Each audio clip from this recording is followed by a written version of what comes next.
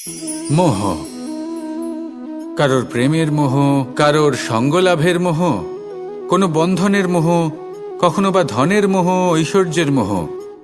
যদি আপনার মধ্যে এই মোহবোধ জাগ্রত হয়, তাহলে আপনার বিনাশ সুনিশ্চিত।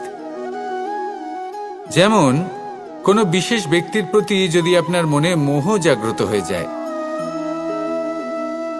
তাহলে আপনি চাইবেন সেই ব্যক্তি আমার কাছেই থাকুক, আমার পাশেই থাকুক, শুধুই যেন আমার হয়ে থাকুক।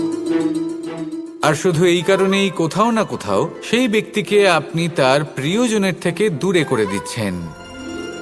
তারপর দুঃখ আসে, নিরাশা আসে, কারণ স্বাধীনতা সেই অনুভূতি যেটা সবার প্রিয়, আর সেই অনুভূতিটাই আপনি তার থেকে কেড়ে নিচ্ছেন।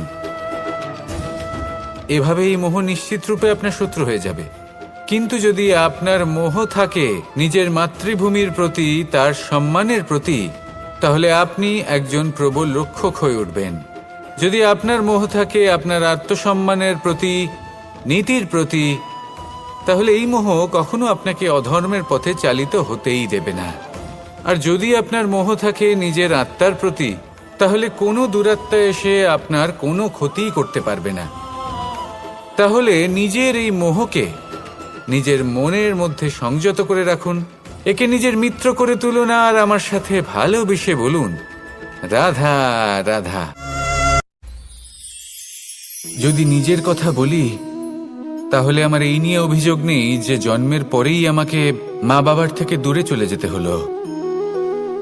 আমার এই নিয়েও অভিযোগ নেই যে একজন মামা যিনি ভাগ্নের জন্য নিজের প্রাণও ত্যাগ করতে পারেন, সেই মামাই আমার প্রাণ কেড়ে নেওয়ার জন্য প্রত্যেক সম্ভাব্য প্রচেষ্টা করলেন।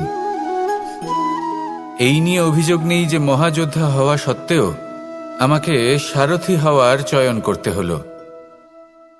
বরং আমি কৃতজ্ঞ। মামা যতই আমার প্রাণ কেড়ে নেওয়ার চেষ্টা করুক, আমি নিজের আত্মরক্ষা করতে পেরেছি। প্রথমে মথুরা ছাড়তে হলো, তারপর বৃন্দাবন ছাড়তে হলো, কিন্তু দ্বারকাকে নির্মাণ করার সুযোগটা আমি পেয়েছি। আমি কৃতজ্ঞ যে একজন সারথি হিসেবে ধর্মস্থাপনের এই রথ আমি এগিয়ে নিয়ে যেতে পেরেছি, এই সংসারকে গীতার জ্ঞান প্রদান করতে পেরেছি। দেখুন, জীবন সেই একই আছে, কিন্তু দৃষ্টিভঙ্গি কতটা গুরুত্বপূর্ণ। এই অভিযোগ আপনাকে জীবনে বাধা দেবে, দুঃখী করে তুলবে, কিন্তু কৃতজ্ঞতা বোধ সেটা আপনাকে একটা সুযোগ দেবে, সেই জীবনকেই আরো আনন্দের সাথে যাপনের সুযোগ। এই সুযোগে সদ্ব্যবহার করুন, আর আমার সাথে ভালোবেসে বলুন, রাধা রাধা। পরিচয়। এই সংসারে প্রত্যেক ব্যক্তি নিজের পরিচিতি অর্জন করতে চান। পরিচিতি অর্থ এটা নয় যে আপনার নাম কি। পরিচিতির অর্থ হলো এটা যে প্রত্যেক ব্যক্তি এটাই চায় যে এই সংসার আমাকে চিনবে, জানবে, আর আমাকে সম্মান করবে। কিন্তু এই সব অর্জন করার পূর্বে এটা বুঝুন যে এই পরিচিতির আসল অর্থটা কি। যদি কোনো ব্যক্তি এটা বলেন এর পরিচয় হলো এটাই যে সে একজন ধনী পিতার পুত্র, তাহলে সেই পরিচিতি পুত্রের নয়, বরং তার পিতার। যদি কেউ এটা বলে যে সেই ব্যক্তির পরিচয় হলো সে খুব সুন্দর, তাহলে সেই পরিচয় হলো তার রূপের, সেই ব্যক্তির নয়। বাস্তবে পরিচয় কি? আপনার সান্নিধ্য লাভ করে কোনো ব্যক্তি কি অনুভব করতে পারে, তার কি ধরনের অনুভূতি হয়, আপনার পদ, আপনার সম্পত্তি, এই সব কিছুর ঊর্ধ্বে হলো আপনার আসল পরিচয়। যদি কোনো ব্যক্তি আপনাকে স্মরণ করেই প্রসন্ন হয়ে যান, তাহলে সেটাই হলো শ্রেষ্ঠ পরিচয়। তাই এই সংসারে নিজের শ্রেষ্ঠ পরিচয় গড়ে তুলুন, আর আমার সাথে ভালোবেসে বলুন, রাধা রাধা। সাফল্য। আমরা সবাই জীবনে সাফল্য লাভ করতে চাই। প্রত্যেক ব্যক্তি এটা চান যে নিজের কর্মক্ষেত্রে তিনি যেন সর্বশ্রেষ্ঠ হয়ে থাকেন। এবার আমাদের মধ্যে কেউ এটা মানুক বা না মানুক, আমরা সবাই এটা জানি। কোথাও না কোথাও নিজেদের মনে মনে আমরা এটা জানি যে আমরা সম্পূর্ণ নই, আর আমরা সবাই পূর্ণতা লাভ করতে চেষ্টা করি। এবার পূর্ণতা প্রাপ্তির এই যাত্রায় সাফল্য কিভাবে লাভ করা সম্ভব? কেউ বলবে নিরন্তর পরিশ্রম করতে থাকো, দৃঢ় নিষ্ঠার সাথে অগ্রসর হও, সাফল্য অবশ্যই লাভ করবে। হ্যাঁ, এটা সত্যি কথা। কিন্তু এই সব কিছু করার আগে একটা সিঁড়ি আছে, একটা শিক্ষা আছে যা জীবনযাপনের অংশ করে তোলা গুরুত্বপূর্ণ। আর সেটা হলো, আপনার এটা বোঝা উচিত যে আপনি ঠিক কি ভুল করেন যার জন্য আপনি সাফল্য পর্যন্ত পৌঁছতেই পারেন না। আর এটা বোঝা প্রয়োজনীয় যে কিভাবে এই ভুল শুধরে নেওয়া সম্ভব। নিজের অন্তরে সেই সাহস জাগিয়ে তুলুন যার দ্বারা আপনি নিজের ভুল স্বীকার করতে পারবেন। সেই ধৈর্য জাগ্রত করুন যাতে যতই কঠিন হোক না কেন আপনি নিজের ভুল শুধরে নিতে পারবেন। তার সাথে পরিশ্রমও করুন, দৃঢ় নিষ্ঠার সাথে সামনে এগিয়েও চলুন। সাফল্য অর্জন করতে খুব বেশি সময়ও লাগবে না। আসুন আমার সাথে ভালোবেসে বলুন, রাধা রাধা। মানুষের আরো একটি শত্রু হলো অহংকার। যদি আপনি এমন কোনো বস্তু অর্জন করেন যা মূল্যবান, বা এমন কোনো সাফল্য যা হয়তো অনেক মানুষ লাভ করতে পারেননি, তা নিয়ে যদি আপনার অন্তরে অহংবোধ জন্ম নেয়, তাহলে এই অহংকার আপনার শত্রু নাকি মিত্র তা নির্ভর করছে আপনার বিবেকের ওপর। এবার ধরুন আপনি অত্যন্ত শক্তিশালী ব্যক্তি আর আপনি অহংকারী হয়ে গেলেন। আর আপনি যদি তখন বিবেকবোধ প্রয়োগ না করেন আর সেই শক্তির অপব্যবহার করে অনুচিত কর্ম করতে থাকেন, তাহলে আপনার সাথেও সেটাই হবে যা মামাশ্রী কংসের সাথে হয়েছিল। কিন্তু যদি আপনি অহংকার করেন নিজের ভালোবাসা নিয়ে, নিজের সমর্পণ নিয়ে, যে যাদের আমি ভালোবাসি তাদের জন্য আমি নিজের যা কিছুই আছে সব কিছু সমর্পণ করে দেব, তাহলে আপনি দধিচির মতো মহান হয়ে উঠতে পারেন। তাহলে এই অহংকার যা এই সমস্ত সংসারের গতিকে বাধা দেয়, তাকে নিজের বন্ধু করে তুলুন আর আমার সাথে ভালোবেসে বলুন, রাধা রাধা। 6 শত্রুর মধ্যে অন্তিম শত্রু হল ঈর্ষা।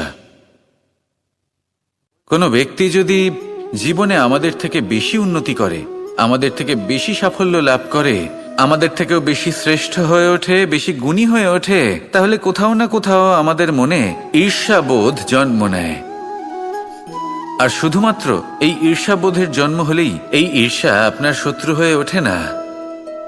সেই ব্যক্তির বিকাশে বাধা দেওয়ার জন্য বা সেই ব্যক্তিকে আটকানোর জন্য আপনি কোনো অনৈতিক পথ অবলম্বন করেন, তখনই এই ঈর্ষা আপনার শত্রু হয়ে ওঠে।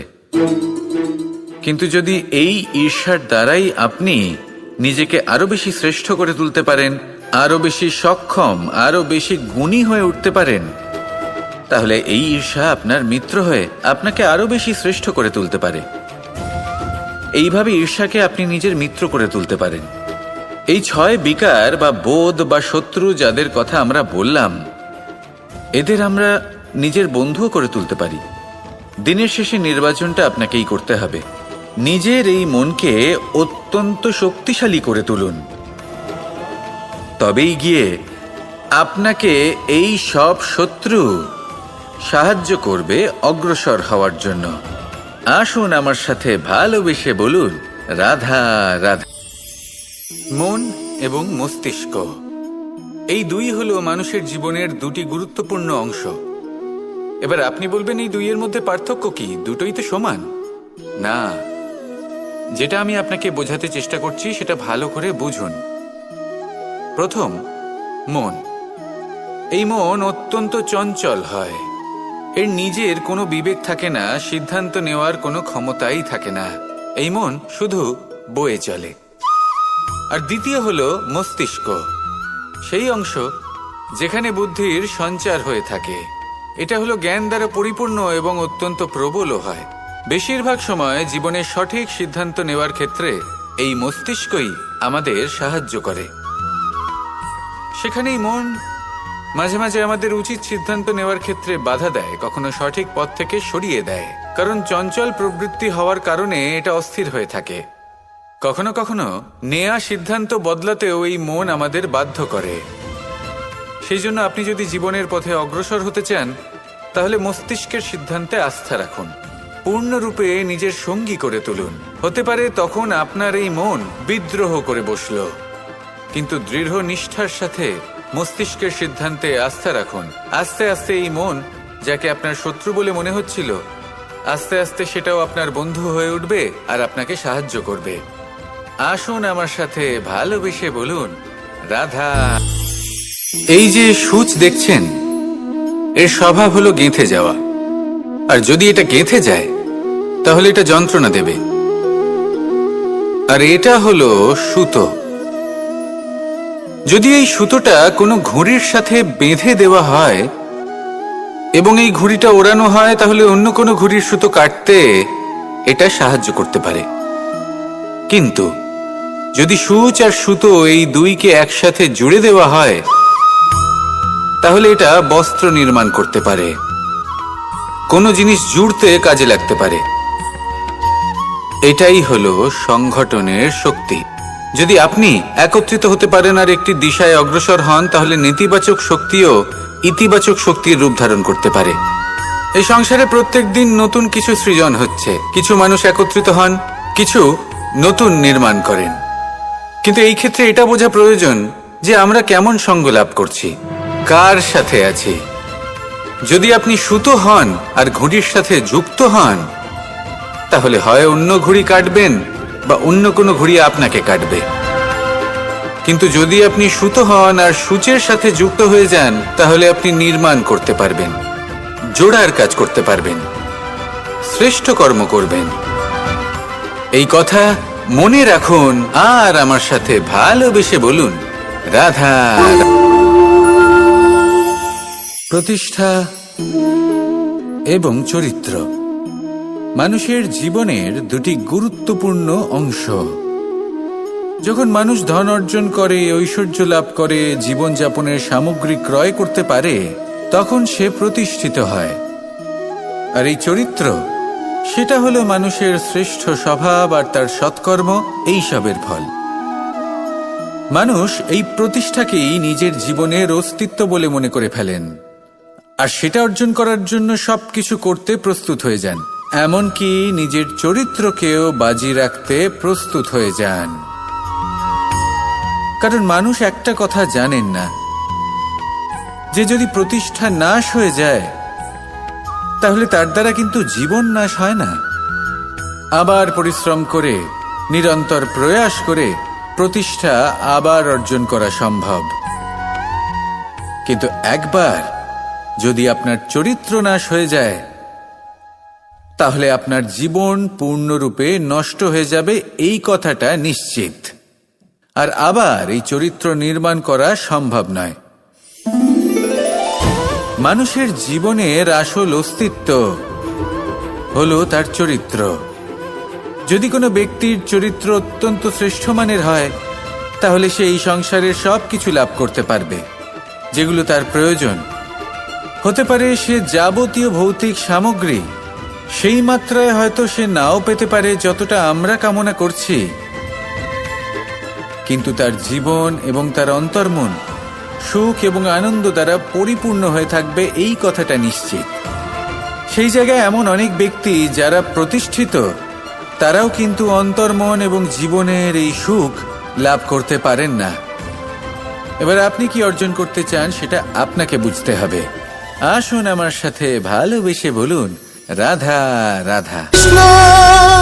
কুরুক্ষেত্রের রণভূমিতে আপনজনদের নিজের বিরুদ্ধে দেখে তাদের মৃত্যুর বিষয় ভেবে অর্জুনের মন বিচলিত হয়ে পড়েছিল। এই সম্পর্কের চক্রব্যূহতে জড়িয়ে পড়ে অর্জুনের জ্ঞান নাশ হয়েছিল। তখন আমি অর্জুনকে কিছু কথা বলেছিলাম, যেই কথাগুলো আপনাদেরও জানাটা প্রয়োজনীয়।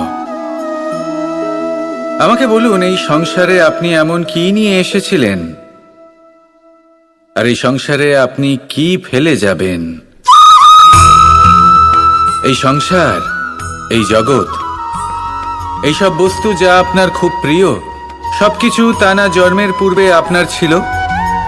আর না মৃত্যুর পর আপনার থাকবে। এই সংসার আমার থেকেই জন্ম নিয়েছে আর মৃত্যুর পরে আমার মধ্যেই সমাহিত হয়ে যাবে। এখানে যার জন্ম হয়েছে তার মৃত্যু এখানে সুনিশ্চিত।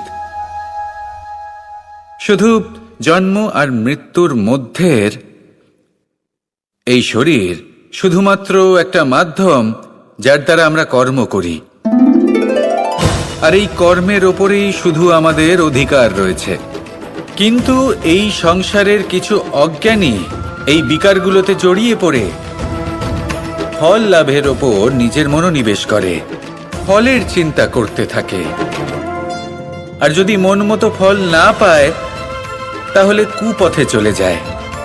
অন্যদিকে এমন কিছু জ্ঞানী মানুষও আছেন যারা পূর্ণরূপে নিজেকে আমার কাছে সমর্পণ করেন আর শুধু নিজের কর্ম করতে থাকেন। এই কর্ম করেই আনন্দ লাভ করেন এবং তাতেই জীবন যাপন করেন। যদি আপনিও এটা চান যে আপনার জীবনে সুখ থাকুক, শান্তি থাকুক, সম্পন্নতা থাকুক, তাহলে সৎ পথে চলুন, ঈশ্বরকে স্মরণ করুন আর নিজের কর্ম করুন। আসুন আমার সাথে ভালোবেসে বলুন, রাধা রাধা। সন্দেহ আর বিশ্বাস, এই দুই আবেগ যাদের বিশেষত্ব আছে, কিন্তু এই দুইয়েরই স্থান একই,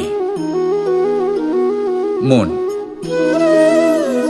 বিশ্বাস আর সন্দেহ এই দুটোই কখনো আমাদের দুঃখের কারণ হয়ে দাঁড়ায়, বিশেষ করে তখন যখন আমরা কোনো ব্যক্তির চরিত্রের আকলন উচিতভাবে করতেই পারি না। আর তাছাড়া এই কাজটা সহজ নয়। আমরা কখনো কখনো কোনো অনুচিত ব্যক্তিকে উচিত বলে ভেবে বসি, তার উপর বিশ্বাস করে ফেলি, আর ফলস্বরূপ সেই ব্যক্তি আমাদের বিশ্বাস ভঙ্গ করে বসেন আর আমাদের দুঃখের সম্মুখীন হতে হয়। ঠিক সেইভাবেই কখনো কখনো আমরা এমন কোনো ব্যক্তির উপর সন্দেহ করি যে হয়তো পূর্ণরূপে পূর্ণ নিষ্ঠা ভরে আমাদের মঙ্গল কামনাই করেছেন, এমন একজন ব্যক্তি যে সত্যি বিশ্বাসের পাত্র। আর যখন সেই ব্যক্তি এটা জানতে পারেন যে আমরা তাকে নিয়ে সন্দেহ করেছি, খুবই স্বাভাবিক তিনি দুঃখী হয়ে যান। এমন কোনো ব্যক্তিকে দুঃখ দিলে আমাদের মনও দুঃখী হয়ে যায়। তখন আমরা এটা ভাবি যে এই সংসারে আমরা কার উপর আস্থা রাখব আর কাকেই বা সন্দেহ করব। এর উত্তর হলো সময়। এই সংসারে কোনো ব্যক্তির চরিত্র যাচাই করা সবথেকে কঠিন কাজ, সেটা সময় নিয়ে করুন। কোনো ব্যক্তিকে যদি আপনি বুঝতে চান, তাকে পরখ করে দেখতে চান, তাহলে তার সাথে যতটা সম্ভব সময় অতিবাহিত করুন। এই সময় আপনার সামনে সেই ব্যক্তির এমন কিছু দিক তুলে ধরবে যা আর কোনোভাবে আপনি দেখতে পাবেন না। তারপর কি, সময়ের সাথে আপনি জানতে পেরে যাবেন যে এই ব্যক্তি, তার উপর বিশ্বাস করা উচিত নাকি অনুচিত। শুধু এভাবেই যাচাই করুন আর আমার সাথে ভালোবেসে বলুন, রাধা।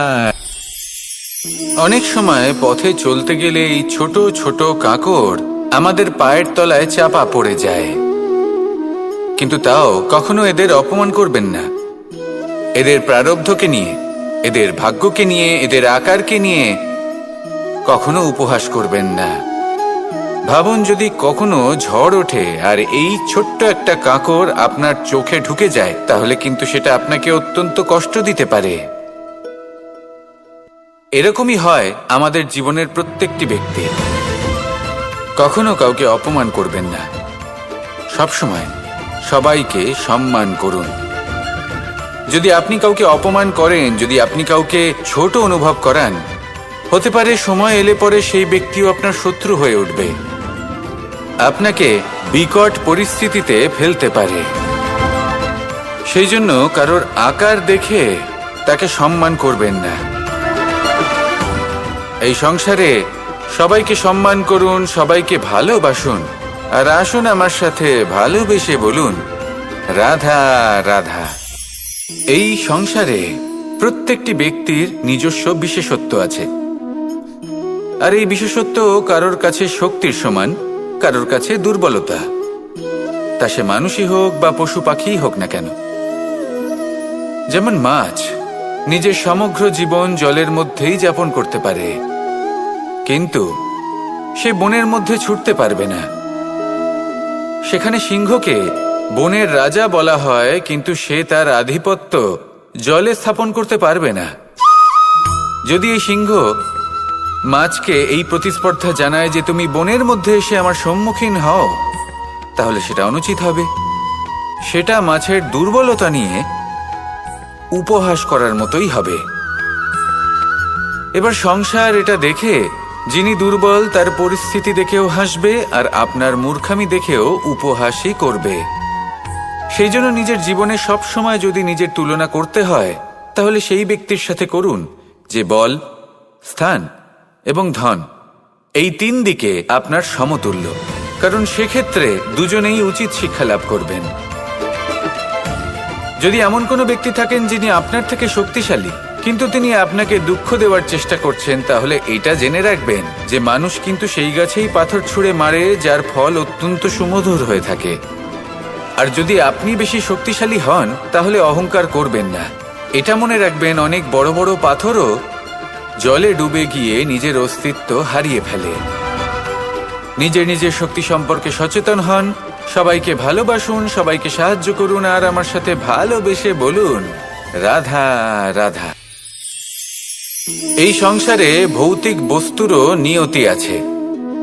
যারাই এই সংসারে আসে বা উৎপন্ন হয়, তারা কিছুমাত্র সময় পর্যন্তই এখানে থাকতে পারে, আর তারপরে সেও লুপ্ত হয়ে যায়, অর্থাৎ সে নিজেও এই পঞ্চমহাভূতে সমাহিত হয়ে যায়। আমাদের সাথেও ঠিক এটাই হয়।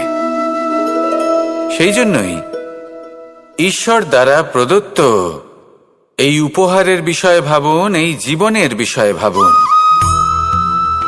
ঠিক যেমন বিশ্বাস ভঙ্গ হলে কোনো ব্যক্তি আমাদের কাছে অপরিচিত হয়ে যান, ঠিক সেরকমই শেষ নিঃশ্বাস ত্যাগের পর এই শরীরও আমাদের কাছে পরই হয়ে যায়।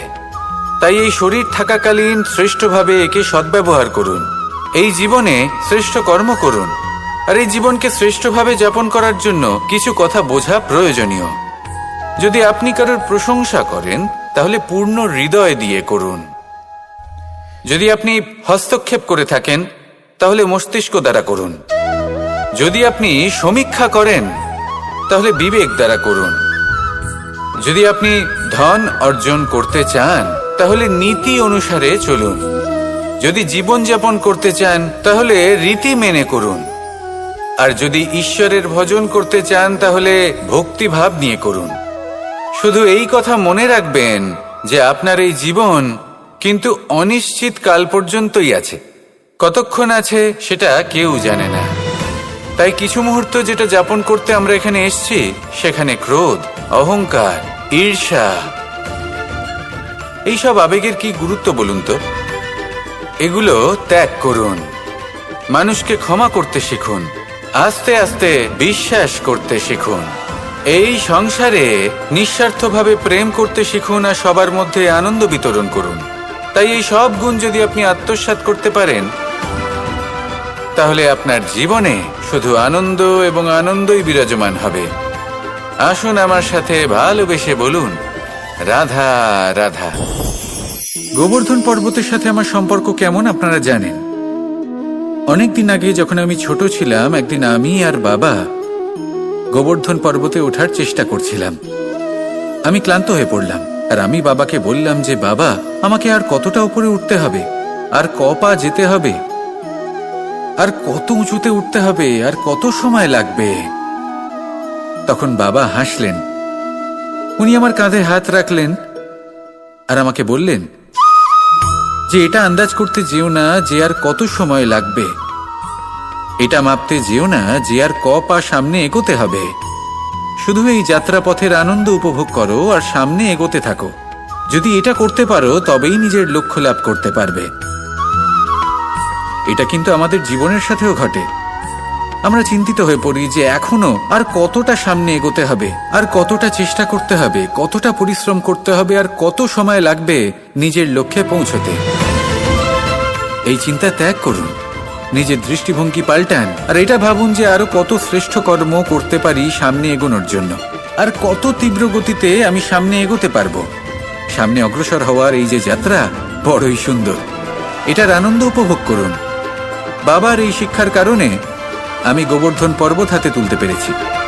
দিনের শেষে এটা আপনার উপর নির্ভর করছে যে নিজের পর্বতরূপী লক্ষ্যকে আপনি নিজের হাতের মুঠোয় ধরে রাখতে পারবেন নাকি নয়। আসুন আমার সাথে ভালোবেসে বলুন রাধা। জল, জলই পৃথিবীতে বেঁচে থাকার জন্য আবশ্যক তো বটেই, কিন্তু এই জল আমাদের একটা অত্যন্ত গুরুত্বপূর্ণ শিক্ষা প্রদান করে। কখনো এই জলকে দেখেছেন? যে পরিস্থিতিতেই এই জল প্রবাহিত হোক না কেন, এর উপর যা কিছুই প্রভাব থাকুক না কেন, এর পথে যতই বাধা আসুক না কেন, তার মধ্যে থেকে ও নিজের পথ ঠিক বের করে নেয়, কিন্তু নিজের প্রবাহ থামতে দেয় না, ক্রমাগত অগ্রসর হতে থাকে। সেরকমই একটা শিক্ষা যেটা আমরা জল থেকে পেয়ে থাকি তা হলো এটা, আমরা যখন জলের দিকে তাকাই তখন আমরা নিজের প্রতিবিম্ব দেখি, স্পষ্টভাবে দেখতে পাই, কিন্তু তখনই দেখতে পাই যখন এই জল শান্ত থাকে, স্থির থাকে। যদি এই জল অশান্ত হয়ে থাকে, স্থির না হয়, তাহলে আমরা এতে নিজের প্রতিবিম্ব দেখতে পাই না। এটাই আমাদের মনের সাথেও হয়ে থাকে। যখনই জীবনে কোনো সংকট আসে, যদি আমরা শান্ত মনে, স্থির মনে সিদ্ধান্ত নিই, তাহলে সেটা এমন একটা শীতল সিদ্ধান্ত হবে যেটা আমাদের ভবিষ্যৎকে একটা শ্রেষ্ঠ স্থানে নিয়ে যাবে। যদি এই মন অশান্ত হয়, বিচলিত হয়, পীড়িত হয়, দুঃখিত হয়ে থাকে, রুষ্ট হয়ে থাকে, তাহলে অনেক সময় আমরা এমন সিদ্ধান্ত নিই যেটা আমাদের জন্য অনুচিত প্রমাণিত হয়। যখন আপনি ক্রুদ্ধ ছিলেন বা দুঃখের বশে ছিলেন, তখন অনেক সময় হয়তো এমন সিদ্ধান্ত নিয়েছেন যেটার জন্য ভবিষ্যতে আপনি অনুশোচনা করেছেন। এবার দেখুন, এই আবেগগুলো থেকে আমরা পালাতে পারবো না, কিন্তু এই আবেগগুলো আপনার উপর এবং আপনার কাছে সবকিছু থাকে, ধন ঐশ্বর্য থাকে, সবকিছু আপনি আগে থেকেই পেয়ে গেছেন, তাও কিন্তু এই সংসার আপনাকে সম্মান দেবে না। ততক্ষণ পর্যন্ত দেবে না যতক্ষণ না আপনি নিজের অন্তরে গুণ জাগ্রত করছেন, শ্রেষ্ঠ কর্ম করছেন, নিজের অন্তরে ইতিবাচক মনোভাবের এই সুবাস জাগ্রত করছেন।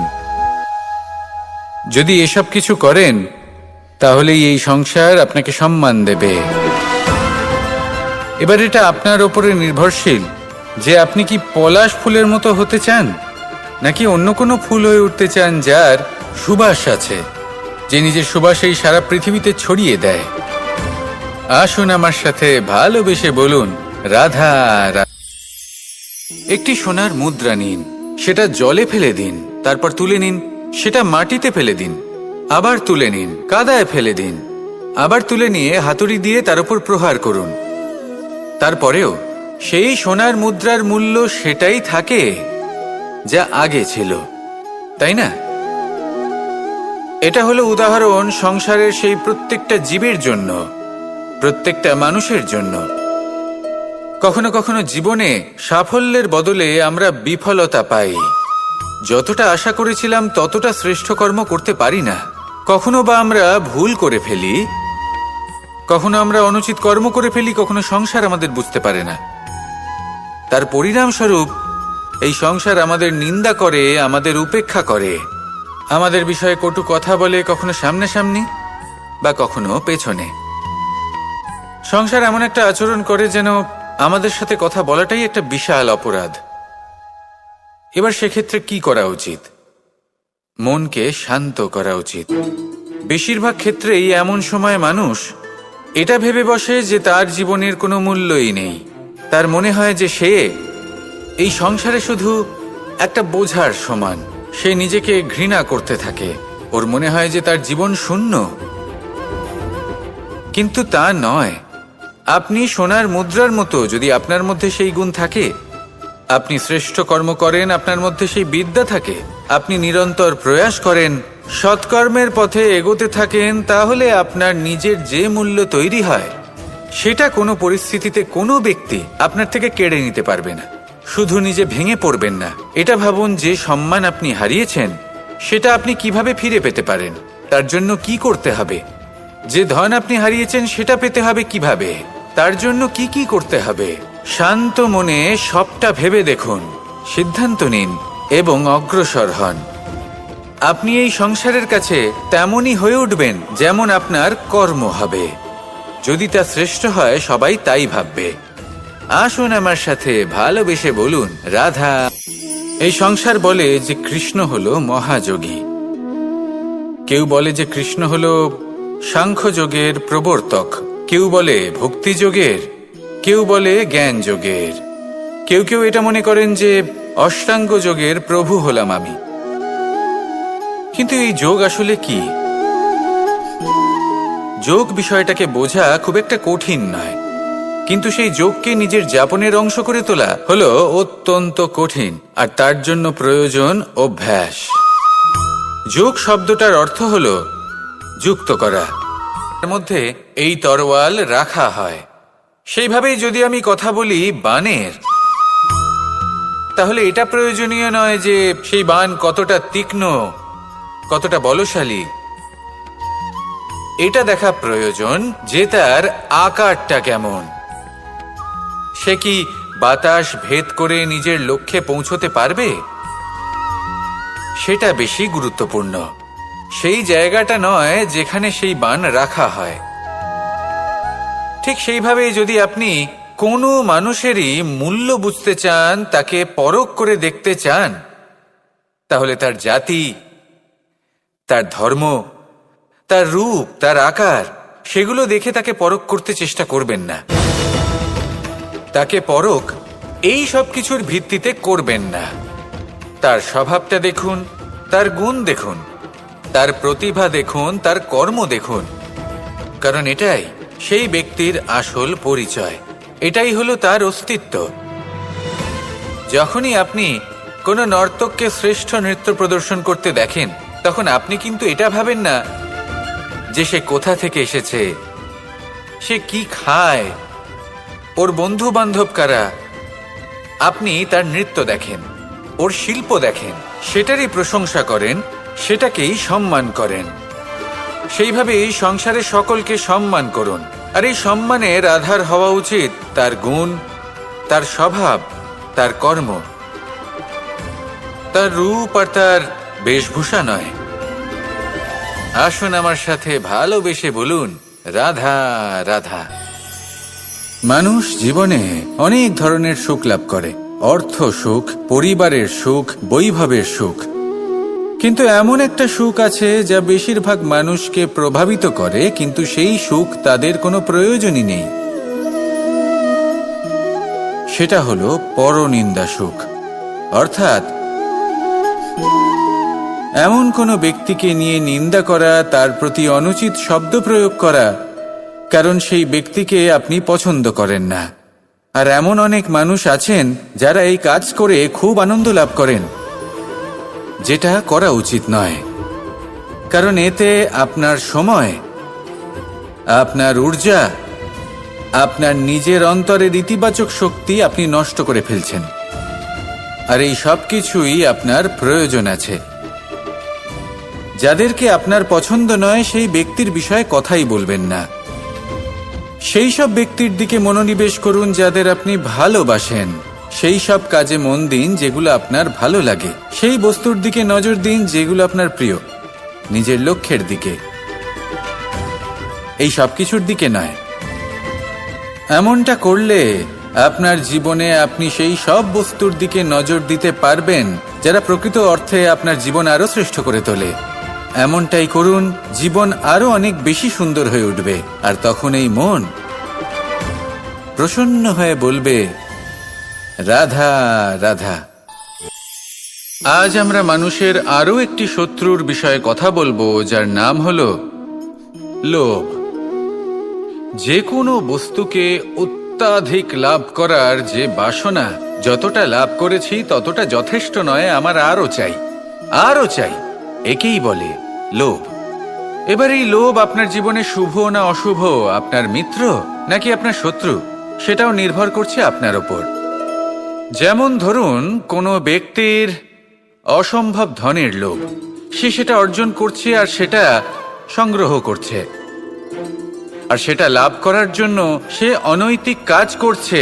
যদি এই সব হতে থাকে, পরিবর্তন এটা হলো সৃষ্টির অমূল্য নিয়ম। এই সংসারে সবকিছু সময়ান্তরে পরিবর্তিত হয়, এই সময়ও পরিবর্তিত হয়। পরিবর্তন চিরকাল হয়ে এসেছে আর চিরকাল হতে থাকবে। কিন্তু এবার আমরা সেই পরিবর্তন কিভাবে লাভ করব, যেটা আমাদের প্রয়োজন, যেটা আমরা চাই। আমরা জীবনে বিকাশ চাই।